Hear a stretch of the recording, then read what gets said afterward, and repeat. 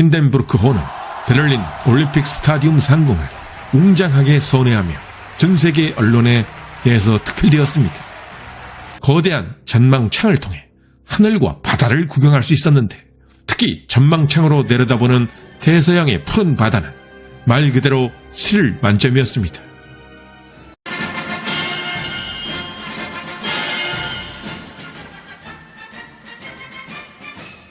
이런 비행선은 1920년에서 30년대를 풍미했습니다. 비행선을 보면 신기하기도 하고 아름답고 우아하기까지 합니다.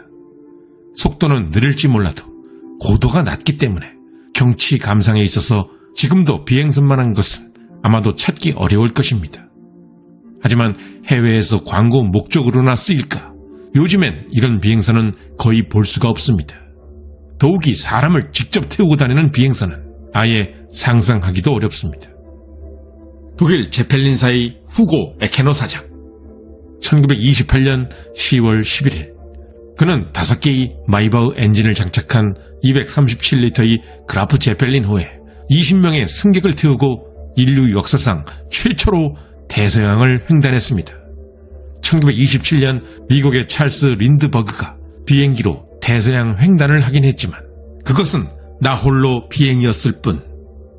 이에 반해 독일의 그라프 제펠린호는 승객을 태운 최초의 대서양 횡단이었습니다. 2년 후인 1929년 그라프 제펠린호는 미국 뉴욕을 방문했습니다. 그리고 아직 건설 전이었던 샌프란시스코 금문교 상공에 둥둥 떠다니는 그라프 제펠린의 모습은 차라리 비현실적이었습니다. 이후 후고 에케노 사장은 비행선이 안전하다는 것을 보여주기 위해 독일과 남아메리카를 연결하는 정기 운항 노선까지 운영하기 시작했습니다. 당시 유럽에서 남아메리카까지 여객선으로 여행하는 것보다 비행선으로 여행하는 것이 훨씬 더 빨랐고 풍경도 마음껏 볼 수 있었기에 이 노선은 엄청난 인기를 끌었습니다. 그렇다면 이쯤 돼서 의문이 생깁니다. 후고 에케너가 그라프 제펠린을 타고 뉴욕을 방문한 것이 1929년, 그리고 10년 후인 1939년에 2차 대전이 터집니다. 그런데 2차 대전 기간 내내, 그리고 그 이후에도 우리에겐 비행선의 기억이 없습니다. 역사에서 갑자기 싹 사라져버렸던 것입니다. 우리에겐 비행선 대신 날렵한 비행기가 익숙합니다. 도대체 이 10년 사이에 무슨 일이 벌어졌기에 이토록 잘 나갔던 비행선이 갑자기 자취를 감췄던 것일까? 1929년 경제 대공황, 그리고 1933년 히틀러의 집권. 나치 독일이 집권하자 제펠린사의 비행선 제조 기술은 나치 독일의 지도층들에게 너무나 요긴한 기술이었습니다. 그 이유는 바로 정치 홍보 때문.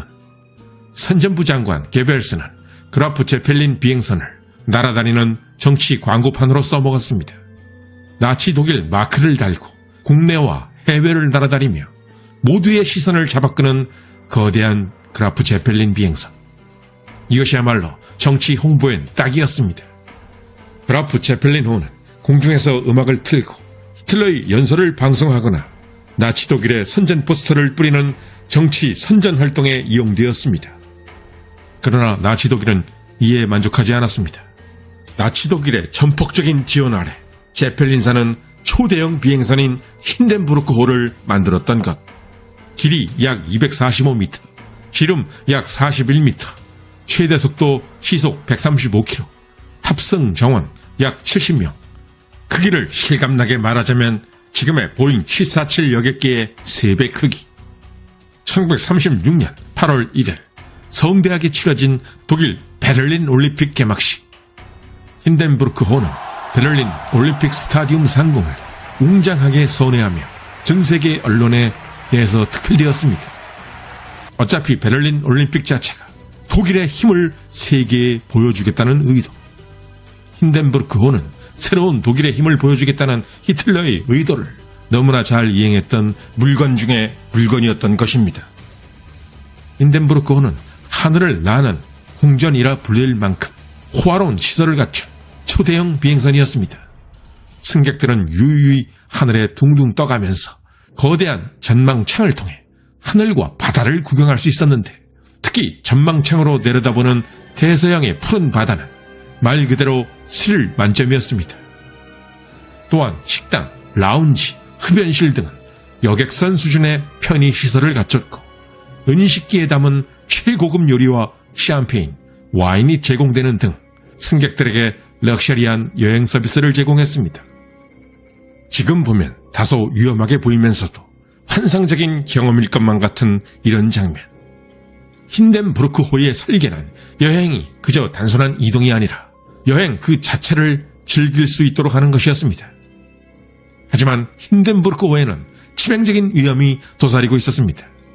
비행선을 충전하는 데 있어서 가장 안전한 선택은 바로 불에 타지 않는 기체인 헬륨. 그런데 당시 전세계 헬륨 생산은 사실상 미국이 독점하고 있던 상황. 미국은 히틀러 정권이 헬륨을 군사 목적으로 쓸 수 있다며 나치 독일에 대해 헬륨을 수출 금지 품목으로 지정했습니다. 따라서 어쩔 수 없이 힌덴부르크호는 인화성 가스인 수소를 채울 수밖에 없었습니다. 수소는 휘발유보다도 불이 잘 붙고 불이 번지는 속도가 더 빠른 기체. 이것은 다이너마이트를 매달고 다니는 꼴이었습니다. 1937년 5월 3일 저녁 독일에서 출발해 미국 뉴저지로 향하는 힌덴부르크호. 3일 후인 5월 6일 힌덴부르크호는 때마침 불어온 폭풍우를 피하느라 3시간 늦게 미국 상공에 진입했습니다. 때문에 이날 저녁 7시가 되서야 뉴저지주 레이크 허스트 비행장에 들어온 힌덴부르크호. 당시 비행선의 착륙은 승무원이 계류 케이블을 떨어뜨리면 계류탑 돛대에서 이를 감아 비행선을 탑승장에 저변시키는 방식. 힌덴부르크호가 도착했을 때 하필이면 이곳엔 비가 오고 있었습니다. 그런데 힌덴부르크호는 착륙하려다 순간 돌풍에 휘말려 동체 후미가 계류 돛대에 충돌하고 말았습니다. 엔진에서 시작된 화염은 수소로 채워진 가스셀들을 연속적으로 폭발시켰고 힌덴부르크호는 순식간에 불덩어리가 되어 녹아내렸습니다. 힌덴부르크호를 가득 채우고 있던 인화성 물질인 수소가 결정적이었습니다. 당시 수많은 미국인들은 힌덴부르크호가 화염에 휩싸여 추락하는 믿을 수 없지만 생생한 광경을 실시간으로 목격했습니다. 탑승 인원 97명 중 총 사망자 36명. 이 사건으로 인해 이제 비행선의 운명은 끝난 것이나 다름없게 되었습니다. 지금과 같은 인터넷 시대가 아니었음에도 이 사건은 전 세계 언론을 통해 퍼졌고 이후 비행선은 사람이 탈 수 있는 게 아니라는 인식이 전 세계에 퍼져버렸습니다. 힌덴부르크호를 정치적으로 이용해왔던 나치 정권은 이 사건을 대대적으로 다루지 않고 그냥 불운한 사고로만 치부하려고 애썼습니다. 그리고 비행선의 개발을 모두 중단시켰습니다. 제펠린사는 군사적으로 활용할 수 있지 않겠냐며 제안을 해왔지만 나치 정권은 이 제안을 무시했습니다. 그리고 이제는 비행선이 아니라 새롭게 창설된 독일 공군 루프트와페를 통한 공군력 강화에 아예 올인을 하기 시작했습니다. 어찌 보면 이것은 예표였습니다. 참사 이후 불과 8년 만에 나치 독일이 비참하게 패망했기 때문. 당시 힌덴부르크호 사건을 보며 그 누가 그것을 예상할 수 있었을까? 1936년 화려하게 첫 비행을 마친 후 전 세계의 이목을 끌다가 불과 1년 만인 1937년 힌덴부르크호는 불길에 사라졌고 사라진 데 걸린 시간은 고작 37초. 나치 독일이 자랑했던 기술력과 국가적 자부심의 상징은 이렇게 헛되게 사라졌습니다. 마치 똑같은 상황을 겪게 될 나치 독일의 운명을 예고편으로 보여주는 것처럼 말입니다. 끝까지 시청해주신 시청자 여러분께 감사드립니다. 다음에도 유익하고 흥미로운 컨텐츠로 찾아뵙겠습니다.